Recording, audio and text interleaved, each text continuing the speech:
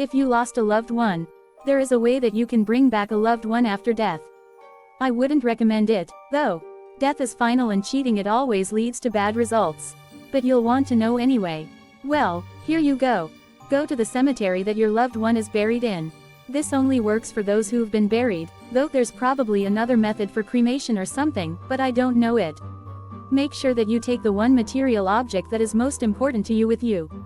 The emotion from this object, this sacrifice, will provide your power. Take it to the plot of your loved one and bury it over their grave. You don't have to go very far down, so don't worry about running into the slab or anything. Before you cover up the hole with your object, don't forget to add a few drops of your blood to it. This imbues the ritual with your own life essence and draws them in. Then comes the final steps. Take a small handful of dirt from where you buried your object and swallow it. Disgusting, but necessary. This creates the link between you and where you need to go. After that, get yourself as comfy as you can and fall asleep upon the grave.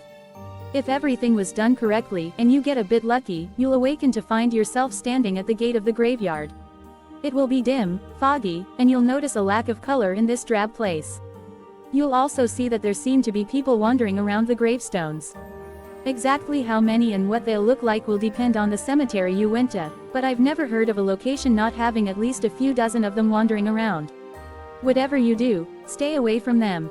These are the shades of those left behind from failed rituals or weak spirits drawn from the surrounding areas to the power of your blood and object.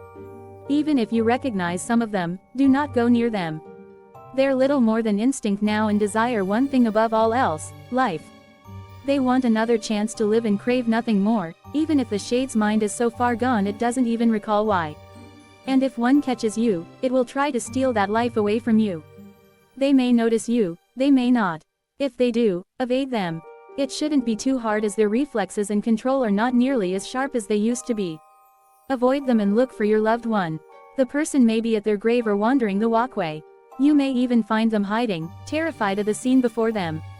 When you finally see your loved one, stop. Don't go near them yet. Call out the person's name and wait. If the response seems genuine, everything is going as planned. If the response is delayed, quiet, distant, or not even present, then hold on. Ask, from a distance, what was the one thing the person hated in life? As these shades progress and their minds dwindle to nothing, some of the first things to go are the memories of the things they hated in life. Any bad memory that makes life seem terrible would slip away to be replaced by that deep desire to return to the living. If your loved one's answer seems legitimate, take their hand and pray that you weren't wrong. If you are, you may find yourself as a replacement shade wandering this foggy graveyard. Be aware their hand will be cold, freezing, like grasping solid ice, but never let go. Even if your hand starts going numb and your fingers turn black, do not let go. After feeling that rush of life touching their hand and immediately losing it moments later, your loved one may not be able to resist the urge to take it all from you. Take your loved one back to the gate, avoiding other shades as you can.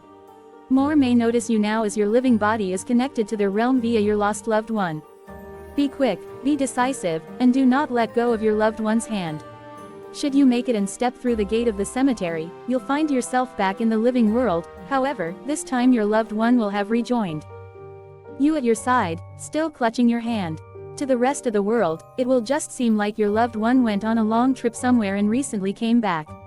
Nobody will be able to recall where it was they went or what they did there. Well, nobody except you and your loved one, but they will be happy to see the person's return.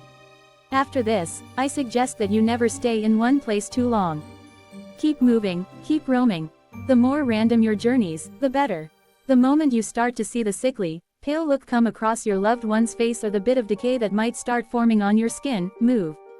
Death hates to be cheated, and if he catches up with you and your loved one, he'll make sure that you both feel every bit of the rotting sickness that will build up in your bodies until your loved one once again falls to the grasp of death and returns to the cemetery. This time, however, they won't be alone. You will be joining them. Maybe you'll get lucky, though. Maybe someone might make this journey for you. They'll take your hand and drag you back to the world of the living, only for it all to start over once again.